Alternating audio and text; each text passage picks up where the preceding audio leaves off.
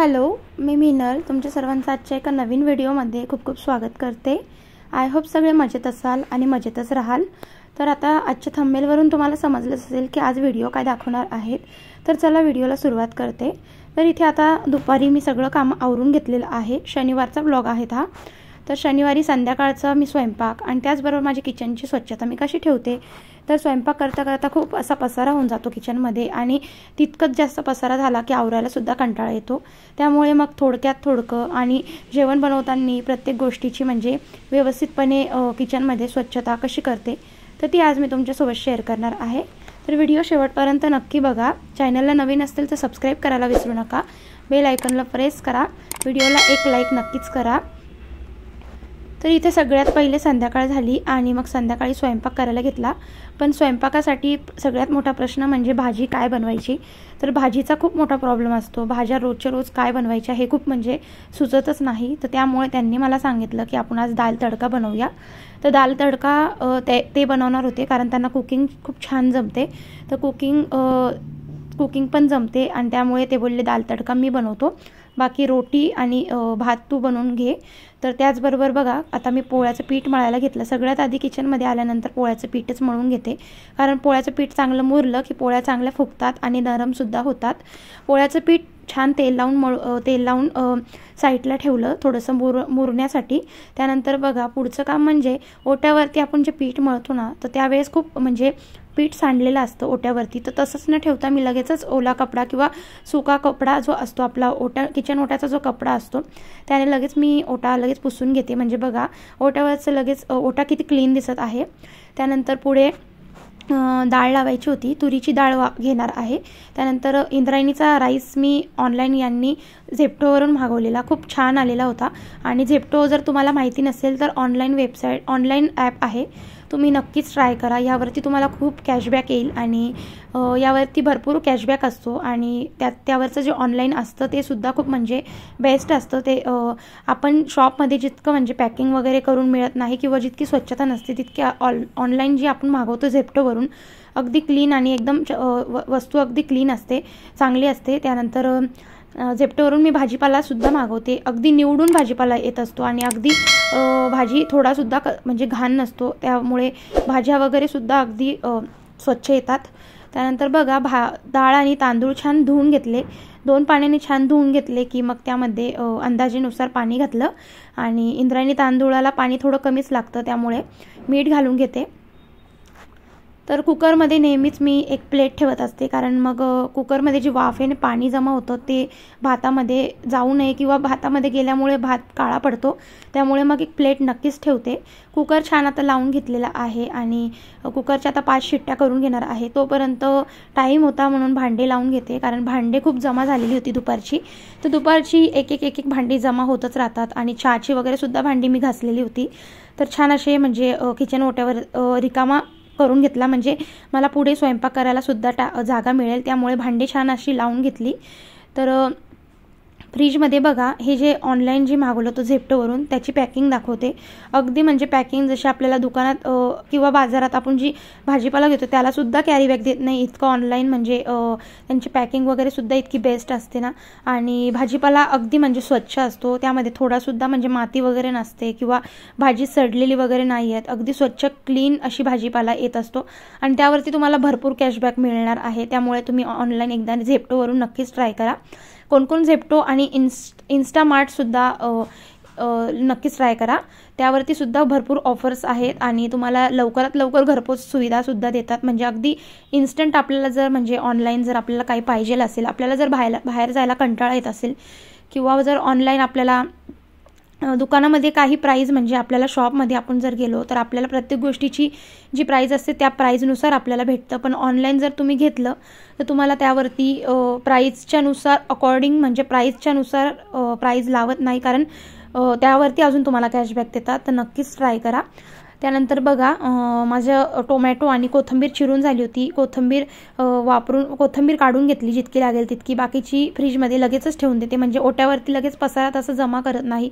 तसंच जर आपण ओट्यावरती एक एक वस्तू जर जमा करत गेलो, थोड्या वेळाने आपल्याला भांडे घासायला सुद्धा कंटाळा येतो आणि इतकं सारं सामान जागच्या जागेवर ठेवायला सुद्धा कंटाळा येतो. त्यामुळे प्रत्येक गोष्ट मी लगेचच काम झालं की लगेचच ज्या त्या जागेवर ठेवून देते, म्हणजे आपल्या ओट्यावरती रिकामी जागाही मिळते आणि आपलं कामसुद्धा कमी होतं. तर पुढचं म्हणजे दाल तडक्यासाठी हिरवी मिरची नाही वापरणार आहेत, यासाठी लाल म्हणजे मसालेच वापरणार आहे.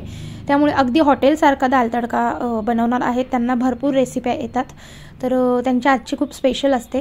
त्यानंतर त्यांनी मला सांगितलेलं की आलं लसूणची पेस्ट बनवून ठेव. तर आलं लसूण पेस्ट बनवताना आलं छान धुवून घेतलं, त्यानंतर लसूण छान सोलून पेस्ट बनवून घेतली. लसूण हा ओला लसूण होता, त्यामुळे सरसर निवडून जात होता. आणि आता लसूण स्वस्त पण झालेला आहे, तर मला बाजारातून जास्तच आणून ठेवायचं आहे, कारण मला लसूण भरपूर लागतो, आमटी वगैरे बनवते त्यामुळे.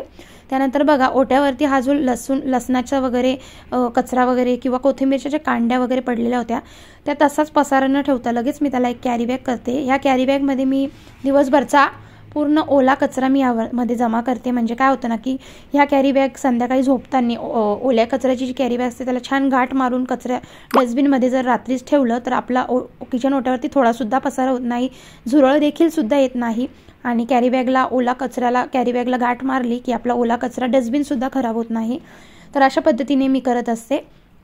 त्यानंतर परत एकदा ओट्यावरती पाणी टाकून छान पुसून घेतलं. ओट्यावर जे काही सांडलेलं होतं, जे काही खरगटं होतं किंवा जे कचरा होता तो छान असा क्लीन करून घेतला. त्यानंतर मला पोळ्या करायच्या होत्या, त्यामुळे ओटा अगदी मला क्लीन पाहिजे होता. ओटा पुसून घेतल्यानंतर पलपटाखाली मी नेहमीच कपडा टाकते, कारण पलपट सरकू नये म्हणून. आणि आता पोळ्याचं पीठ छान मुरलेलं आहे आणि पोळ्या करून घेते. तर मोजक्याच पोळ्या मी बनवत असते. संध्याकाळी मी जास्त शक्यतो पोळी एकच खाते आणि भात वगैरे जास्त खाते. आणि शिवांशला आणि त्यांना दोघांसाठी मी पोळ्या बनवत होते. तर पोळ्या एकीकडे छान बनवतच होते, एकीकडे तवा ठेवलेला होता, गरम होत होता. त्यानंतर बघा पोळ्या बनवताना काय होतं ना की कधी मी गव्हाच्या पोळ्या बनवते, नाही तर मग रोटी बनवते. तर आज माझ्याकडे थोडा मला दुसरं पण काम होतं, त्यामुळे त्यांना बोलले मी की आज आपण गव्हाच्याच पोळी बनवू. त्यांना रोटी वगैरे जास्त आवडते. मैद्याच्या रोट्या बनवत असते मी दाल तडका वगैरे स्पेशल असला तर, पण मग आज मला थोडा टाईम झालेला होता, त्यामुळे त्यांना बोलले मी की आज मी पोळ्याच बनवून घेते. तर ते बोलले ठीक आहे चालेल. तर माझ्या इथे पोळ्या बनवून झालेल्या होत्या, छान अशा थंड व्हायला ठेवलेल्या होत्या. त्यानंतर व्यवस्थित साईडला ठेवल्या आणि परत एकदा किचन ओट्यावरती जे पीठ वगैरे किंवा जो मेसी वगैरे झालेला होता ओटा तो छान पुसून घेतला. म्हणजे काय होतं ना की वेळेच्या वेळेवर जर काम केलं, वेळेच्या वेळेवर जर स्वच्छता ठेवली तर नंतर डीप क्लिनिंग करण्याची गरज पडत नाही. आणि रात्री एकदा जेवण झालं की आपल्याला बायकांना खूप कंटाळा येतो, किचनमध्ये भांडे घासावेसे वाटत नाही. त्यामुळे असे थोडे जर भांडे आपण काढले किंवा जर आपला ओटा जर आपण स्वच्छ ठेवण्याचा प्रयत्न केला तर नंतर आपल्याला खूप कमी काम राहतं, म्हणजे अगदी मोजकेच भांडे राहतात किंवा ओटासुद्धा पुसण्याची गरज पडत नाही.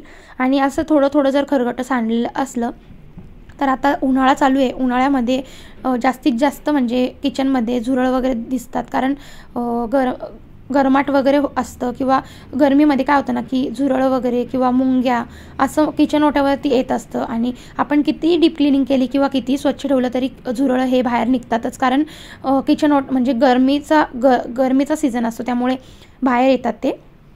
त्यामुळे म्हणजे मला प्रत्येक वेळी ही स्वच्छता करणं खूप गरजेचं असतं. आणि आपलं अन्न वगैरे ठेवलेलं असतं, त्यामुळे अशी शक्यतो मी किचन ओटा अगदी क्लीनच ठेवत असते.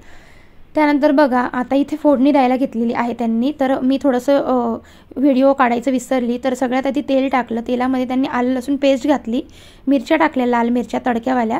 त्यानंतर जिरे घालायचे, जिरेसुद्धा थोडे जास्तच घालायचे आहे, मोहरी घालायची नाही आहे. त्यानंतर इतके सारे टोमॅटो घातला. त्यानंतर लाल मसाला, काळा मसाला, थोडासा धना पावडर जास्त घालायची आहे. धण्या पावडरनी अगदी तुम्हाला रेस्टॉरंटसारखा दाल तडका बनवून दाखवणार आहे त्यामुळे.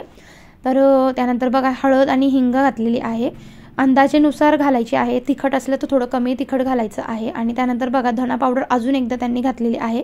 तर धना पावडरने काय होतं ना की अगदी मस्त छान चव येते.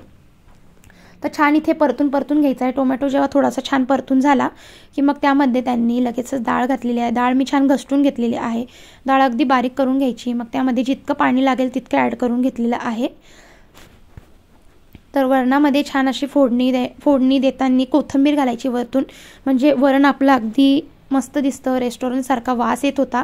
तुम्ही तेल किंवा तूपही वापरू शकता. तूप वापरल्याने अजून छान, म्हणजे जी चव आणि जो सुगंध असतो ना दाल तडक्याचा, जो हॉटेलमध्ये तसाच अगदी सुगंध येत असतो. त्यानंतर मीठ घातलेलं आहे चवीनुसार. तर बघा वरणाला छान एकीकडे फोडणी देऊन झालेली ती. वरण छान उकळत होतं. वरण छान उकळून घ्यायचं आहे, घट्ट करून घ्यायचं आहे, म्हणजे अगदी दाल तडका जो हॉटेलचा असतो घट्ट असा दाल तडका आपल्याला करायचा आहे. त्यानंतर एकीकडे बघा शिवांशसुद्धा ओट्यावरती बसलेला होता. त्यालासुद्धा ओट्यावरती बसून खेळायचं होतं आणि एकीकडे आमचा फोडणी द्यायचं काम चालू होतं. तर तडका द्यायचा आहे. तडका देताना मिरच्या घातलेल्या आहेत लाल. तर लाल मिरच्या घालायच्या आहेत. त्यानंतर जिरे घालायचे, परत एकदा जिरे घालायचे आणि जिरेसुद्धा छान तडतडले की मग लाल मिरची घालायची आणि मग वरणामध्ये छान तडका द्यायचा आहे. यावरती तडका देऊन झाला की लगेचच आपण छान झाकण ठेवायचं आहे, म्हणजे जो दाल तडक्याचा जो सुगंध आहे तो म्हणजे तसाच राहण्यासाठी आपल्याला झाकण ठेवायचं आहे. तर झाकण ठेवून झालेलं आहे. वरण माझं बनवून झालेलं होतं. तर बघा आता एकीकडे आता किचन ओट्यावरती बघा मसाल्याचा डब्बा आहे, तो सुद्धा लगेच उचलून घेत असते. मसाल्याचा डब्बा थोडासा हात लागलेला असतो, त्यामुळे मसाल्याचा डब्बा कपड्याने छान क्लीन करून ठेवून दिलेला आहे जागेवरती. तर इतकी सारे कामं जर आपण स्वयंपाक करता एकीकडे जर केली तर आपला किचन ओटा अगदी क्लीन राहणार आणि आपल्याला कामाचा सुद्धा लोड येणार नाही. तर जेवण वगैरे छान इथे आमच्या तिघांचं करून झालेलं होतं. आता रात्रीची म्हणजे क्लिनिंग, म्हणजे भांडे. तर भांडे बघा अगदी कमी प्रमाणात भांडे निघालेले आहे. ओटासुद्धा जास्तीत जास्त खराब झालेला नाही आहेत. तर भांडे घासून घेणार आहेत. तर विम लिक्विडच वापरत असते भांड्यांसाठी, अगदी म्हणजे फेस होतो, त्यामुळे भांडेसुद्धा अगदी क्लीन निघतात. साबण वगैरे मी नाही वापरत. तर भांडे वगैरे छान एकीकडे घासून घेणार आहेत.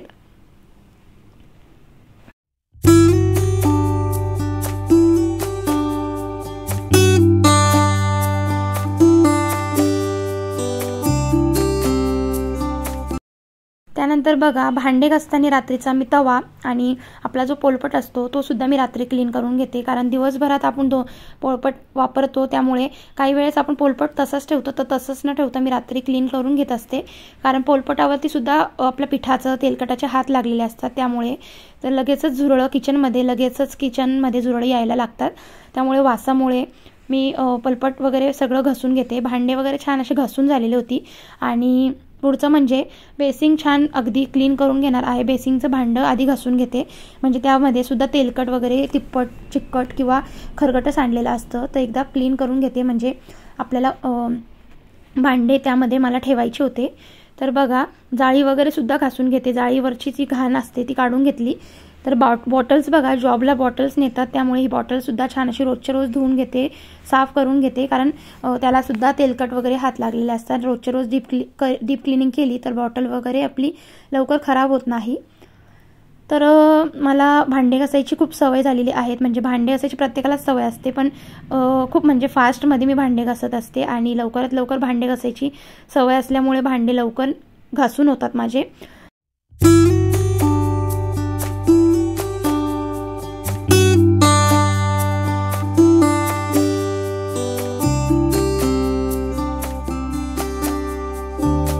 तर आता भांडे घासून झाले आणि आता धुवून घेणार आहे. तर धुताना अगदी व्यवस्थित मी भांडे धुवत असते. एका ताईंची कमेंट होती की तुम्ही भांडे नीट धुवत नाही, त्यामुळे भांडे अगदी छान मी चोळूनच धुवत असते.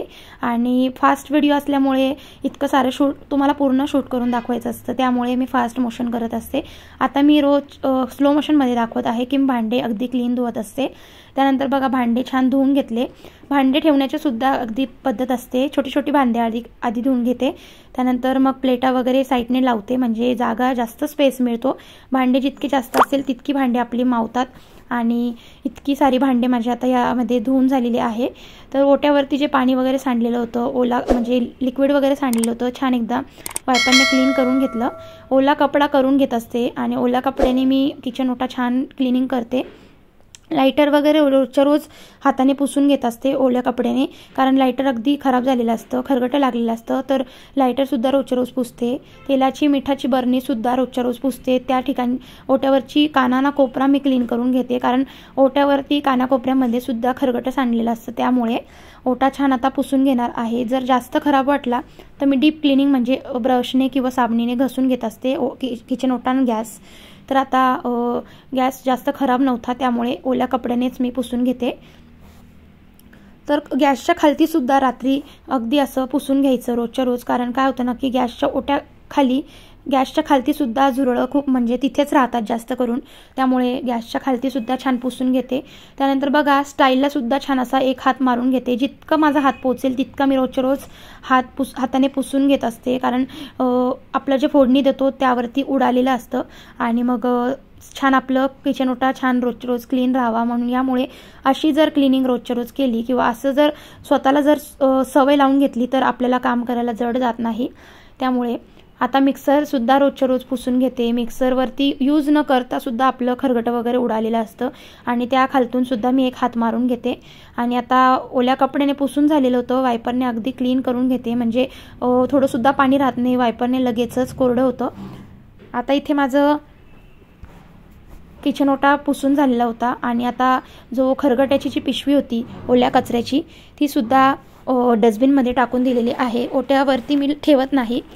तर आता इथे बघा जो आपला म्हणजे कडप्पा दिलेला आहे त्या कडप्पावरती सुद्धा म्हणजे पाणी वगैरे साचलेलं असतं, मुंग्या वगैरे येत असतात. त्यामुळे मी लगेचच असं पुसून घेते. पाणी वगैरे टाकून पुसून घेतलं की अगदी कोरडं. आणि रात्रीच्या वेळेस अशी क्लिनिंग मी नक्कीच करते, कारण रात्रभर आपण किचनमध्ये राहत नाही आणि किचनमध्ये अशा गोष्टी जर आपण खरगटं वगैरे ठेवलं तर झुरळं लवकरच येतात.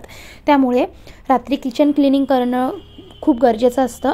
आणि बघा आता इथे जो कपडा वगैरे वापरते किचनसाठी तो सुद्धा छान मी असा रोजच्या रोज ओट्यावरतीच क्लीन करते, बाथरूममध्ये क्लीन करत नाही, कारण बाथरूममध्ये आपण इतर कपडे धुवत असतो. त्यामुळे किचन ओट्याचे जे कपडे असतात ते मी इथंच क्लीन करते. साबण वगैरे लिक्विडने छान असं चोळून घेते, म्हणजे खराबच होत नाही. आणि रोजच्या रोज असा कपडा जर क्लीन केला तर आपल्या म्हणजे कपडा जास्तीत जास्त खराब होत नाही. 2 ते 3 महिने अगदी हा कपडा चालून जातो. त्यानंतर बघा पुढचं काम म्हणजे बेसिंगच्या इथे जे आपलं स्टाईल असते ती सुद्धा रोजच्या रोज अशी पुसून घासून घेत असते. तिथे सुद्धा आपलं भांडे वगैरे घासताना जे खरगटं उडालेलं असतं, आपण बेसिंगचं भांडं म्हणा नळ क्लिनिंग करतो, पण तिथली जी आपली स्टाईल असते ती सुद्धा पुसणं खूप गरजेचं असतं. त्यामुळे तर छान घासून घेतलं. बेसिंगचं भांडंसुद्धा त्याबरोबर लगेच घासून घेते, म्हणजे एक साथ लगेचच पाणी वगैरे टाकलं की लवकर क्लीन होतं. तर बघा आता रोजच्या रोज बेसिंगचं भांडं मला असं क्लीन करायची खूप सवय झालेली आहे. बेसिंगचं भांडं क्लीन ठेवणं खूप गरजेचं असतं. त्यामध्ये जे आपलं खरगटं वगैरे असतं ते काढून घ्यायचं. जाळीवरती खरगटं ठेवायचं नाही आहेत, कारण पाईपामध्ये वगैरे खरगटं गेलं की पाईप तुंबतो आणि त्यामुळे मग पाणी साचायला लागतं किंवा पाईपामधनं खूप घाणेरडा वास येतो. त्यामुळे अशा क्लिनिंग करायची. घसणीसुद्धा बघा रात्रीची अशी क्लीन करून ठेवायची आहे, कारण घसणी आपण रोजच्या रोज वापरतो, त्यालासुद्धा खरगटं लागलेलं असतं. त्यामुळे आता मी छान घासून घेतलेलं आहे. स्टाईलवरती छान असं पाणी वगैरे धुवून घेते, कपडा वगैरे मारत नाही. पाण्याने छान धुवून घेतलं की अगदी म्हणजे लवकर क्लीन होतं, चोळत बसावं लागत नाही. तर बघा आता इथे वायपरसुद्धा छान धुवून घेणार आहे. साईडचं जे पाणी वगैरे सांडलेलं होतं वायपरने क्लीन करून घेणार आहे. त्यानंतर हा कपडा आहे त्या कपड्याने छान परत एकदा पुसून घेणार, म्हणजे जिथे जिथे साबण वगैरे काही राहिलेलं असेल तर अगदी क्लीन होऊन जातो ओटा माझा. तुम्ही सुद्धा रात्रीची अशी स्वच्छता करतात का? मला कमेंट करून नक्कीच सांगा. कोणाकोणाला अशी सवय आहेत क्लिनिंगची. आणि हो, व्हिडिओ जर थोडीसुद्धा जरी आवडली तर लाईक करा, लाईक नक्कीच करा. तुम्ही व्हिडिओ बघतात पण लाईक करायला विसरून जातात. एक लाईक नक्कीच करा आणि कमेंट करा तुम्हाला व्हिडिओ कसा वाटला आणि जास्तीत जास्त शेअर करा तुमच्या म्हणजे तुमचे जे कोणी क्लोज असतील, फ्रेंड्स म्हणा, फॅमिली म्हणा, म्हणजे त्यांनासुद्धा क्लिनिंग कशी करायची रात्रीची ते तुम्हाला समजेल. तर बघा अशी माझं बेसिंगचं भांडं तुम्ही बघू शकतात किती स्वच्छ दिसत आहे, चमकायला लागलेलं आहेत अगदी. तर मला रोजच्या रोज असं क्लिनिंग केल्याशिवाय होत नाही.